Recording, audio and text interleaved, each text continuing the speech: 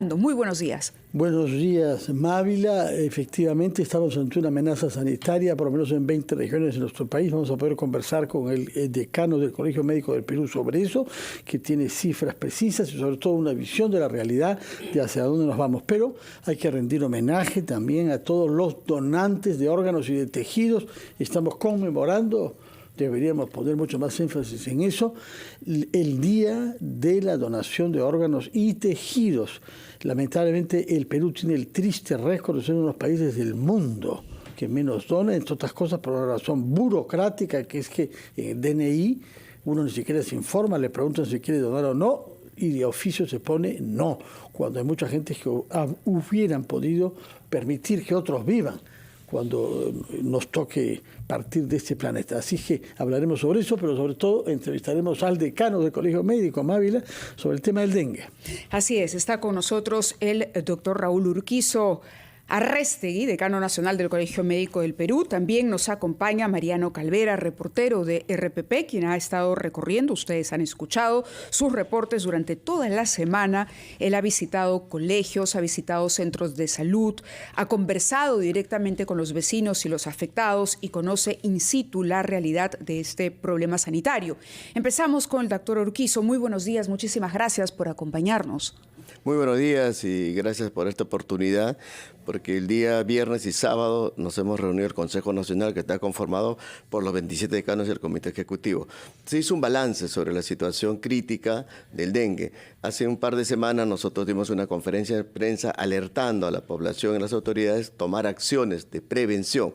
Y a partir de ahí recién se declararon más acciones, la emergencia sanitaria se hizo más importante y el compromiso de los gobiernos regionales, locales que debió haberse tomado, no se ha tomado como debe ser. Las cifras que yo tengo acá a la mano del Colegio Médico, en Piura, por ejemplo, hay 24.264, estamos hablando hasta el día sábado que hemos tenido la discusión, 16 fallecidos. Ica, 8.293, 24 fallecidos. Lambayeque es el tercer lugar con 6.753, 16 fallecidos. O sea, nosotros tenemos cifras que alarman realmente y no solamente son más de 100 fallecidos, son picos mucho más altos que el 2017. Doctor Urquizo, si tuviéramos que trasladar esta información, estos números a una curva, como se hacía en su momento con la curva de COVID, ¿diría en qué punto estamos? Nosotros estamos en un pico ascendente todavía. Hemos escuchado que en 15 días va a descender. Tiene un curva natural estas epidemias, sobre todo el dengue, que en 2-4 semanas probablemente comienza a descender. Haga algo o nada, va a descender. O sea que no es por las acciones que hacen las autoridades, porque esta epidemia se repite todos los años en el Perú. No es la primera vez. Pero ¿se puede decir que esa es una buena noticia, el descenso natural de la curva? Claro, cambia el clima, cambia las condiciones, la gente tiene más cuidado, entonces comienza a descender. De acuerdo, pero ante la llegada de este fenómeno del Niño global, que es una amenaza que dicen también va a cambiar el clima en unos meses más, ya está anunciando su llegada a nuestras costas, el fenómeno del Niño, en efecto. ¿Usted no diría que no sería un poquito, por decirlo menos, negligente decir estamos felices porque la curva va a descender? No, lo que justamente nosotros como colegio estamos alertando, porque cuando hubo el ciclón del Yaku, se sabía que eso iba a venir. ¿Qué se hizo? Nada, o poco. Entonces ahí recién más presupuesto, y esto no es responsabilidad solamente del Ministerio de Salud, el Ministerio de Vivienda, ¿qué ha hecho? Si el sistema de agua y desagüe ha colapsado en Piura y en todo el norte. ¿Qué hace el Ministerio de Educación? En niños se están falleciendo. Nos hemos estado en Pucallpa, hemos estado en Iquitos, diferentes. Mañana también voy a viajar a las provincias y nosotros tenemos las cifras reales. Y ustedes han estado haciendo un reportaje día a día. Por ejemplo, el hospital Piura, el hospital Santa Rosa. No es posible que estén atendiendo en carpas. En el Hospital Sullana hay médicos que están con COVID. El decano del Consejo Regional de Chiclayo está hospitalizado por COVID. Entonces, ¿qué estamos esperando? ¿Que se muera más gente? Señor decano, han publicado un comunicado severo ustedes en el que dicen no basta con declarar regiones en estado de emergencia, hay que tener políticas adaptadas. Y entre otros, ustedes mencionan 3 sobre las que quiero que nos diga una palabra. 1, la fumigación. Queremos saber si se está fumigando suficientemente, si contamos con el material necesario para esto. En segundo lugar, usted dice hay que ir a poner vacunas. A ver, contamos con vacunas, existen vacunas. Y el tercer punto que dicen, generar doble turno para que los médicos puedan estar en centros hospitalarios más tiempo y se evite el colapso, que es una amenaza real, sobre todo, como nos lo ha dicho nuestro compañero Mariano, en las regiones del norte de nuestro país y en Ica. Sí, justamente empecemos por la fumigación. Según las cifras que manejamos, las motobombas, eso para fumigar, son alrededor de 150. Necesita más de 500. ¿En el Perú 150? No, estamos hablando de Piura. De Piura. De Piura.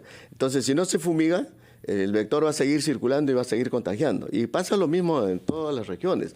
Y esto es un problema. Por ejemplo, Ica tiene más fallecidos. 24. Y no se escucha nada de Ica. Nosotros hemos estado en Ica... Sobre todo en Chincha, ¿no? Claro. Entonces, ¿qué está haciendo el gobierno local, regional? Le pongo un ejemplo. Hemos estado en Huacho este fin de semana en el Consejo Nacional. A insistencia del Colegio Médico, el doctor Nicho, que es el decano, se reunió la Comisión de Salud que tiene todas las regiones. Se reunió esta semana.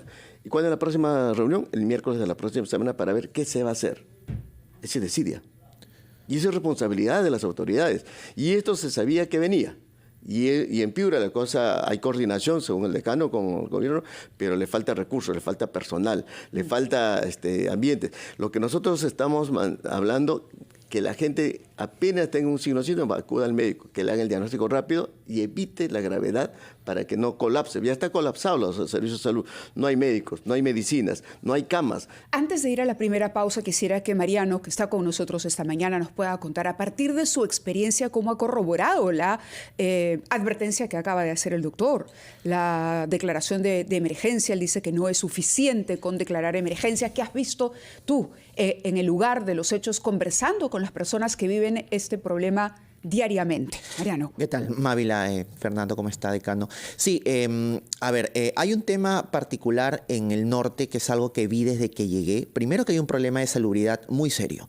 Tanto en Piura, lo he visto en Piura y en Lambayeque. En Piura y en Lambayeque por estas pozas que se forman y estas cuencas ciegas que se mantienen incluso desde la época de las lluvias. O sea, es escandaloso. ¿En las calles?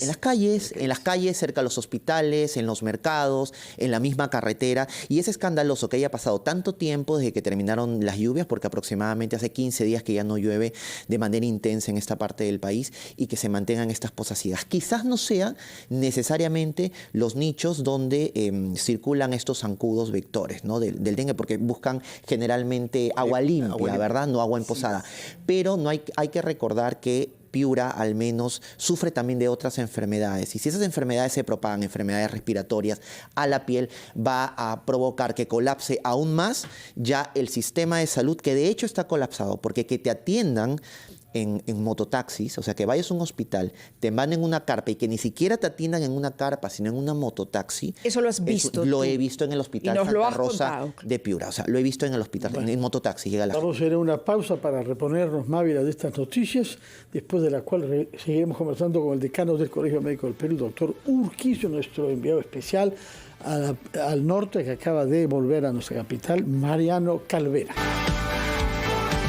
8:20 de la mañana, continuamos conversando con nuestros invitados sobre la epidemia del dengue. Mariano Calvera, reportero de RPP, nos venía contando su experiencia, el hecho de haber encontrado pacientes que no llegaban al hospital, no había capacidad y simplemente no quedaba otra, no había carpa incluso, y tenían que ser atendidos en una mototaxi. Y el doctor Raúl Urquizo nos decía que hay que trabajar en 3 frentes: la fumigación, las vacunas y generar un doble turno precisamente por el colapso de los hospitales. Y nos advertía, ojo a esto, que en Lima, distritos que nunca imaginaron enfrentar una situación de esta naturaleza, hoy cuentan con la presencia del dengue, el zancudo del dengue. Doctor. Sí, hay mucha confianza de que en los lugares como La Molina, San Isidro, Miraflores, más residenciales que no. Si comienzan a preguntar más de uno, la da dengue y piensa que es otra enfermedad, y es dengue. Y el vector busca agua limpia, por cierto, las piscinas. Hay que cubrir, hay que tener mucho cuidado. Entonces, no es un tanto alarmista hablar de piscinas. El otro día conversábamos con algunos especialistas y nos decían, pero vamos, una piscina recibe mucha cantidad de cloro y debería estar sometida a una limpieza profunda y rigurosa diariamente. Correcto. Claro, lo que sucede es que el mosquito busca aguas limpias en general. Es por eso que en los pueblos jóvenes, en los sitios donde no hay agua, hay que tapar, hay que cubrir. Aparte de la fumigación, es educación. Por eso nosotros señalamos que la responsabilidad de dengue no solamente el Ministerio de Salud, también el Ministerio de Vivienda, ¿qué está haciendo? El Ministerio de Educación, las organizaciones de base, comedores populares, los clubes, todos tenemos que trabajar en la prevención, evitar. Y con respecto a la vacuna, nosotros tenemos una posición que lo hemos discutido. La vacuna no es para la epidemia, es para futuro, porque la vacuna... hay dos tipos de vacunas, la Sanofi y la japonesa. Ninguna de ellas está en el Perú todavía. No, ninguna. Hay países que lo han aprobado como Brasil, Argentina hace poco, pero la japonesa cubre los 4 vectores, cambió la Sanofi solamente 2, pero en el Sanofi ha tenido que enfermarse previamente para la segunda, recién ponerse la vacuna. No es que sea masivo, porque hay la gente que piensa que ahorita hay que vacunar, y eso es todo un proceso. En cambio, la japonesa sí cubre las 4 variedades. Tenga o no tenga tenido dengue, le cubre. Esa es la información, pero todavía la FDA, la Organización Mundial de la Salud, todavía no lo recomienda.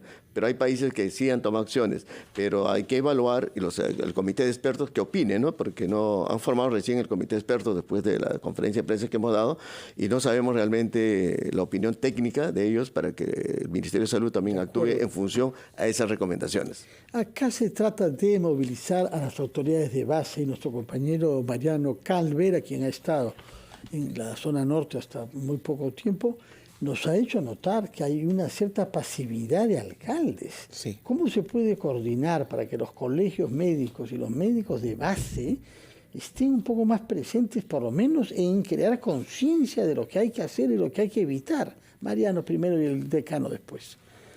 Sí, justo conversaba hace unos días con el alcalde provincial de Piura, el señor Gabriel Madrid, porque nos llamaba la atención primero el tema de la insalubridad, ¿no? Porque había ciertamente muchas campañas para fumigar, cierta resistencia también de algunas personas, eso también hay que señalarlo, pero era por un tema de que tenían negocios, eran colegios, estaban en clase y bueno, cosas que se podían subsanar.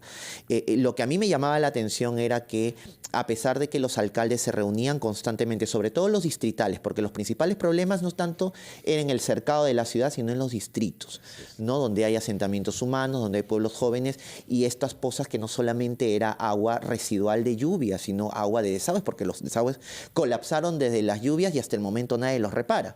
Entonces yo le preguntaba al alcalde provincial, o sea, ¿qué es lo que pasa? ¿No hay plata? ¿Hay una falta de coordinación? ¿Falta de conocimiento al ser autoridades nuevas?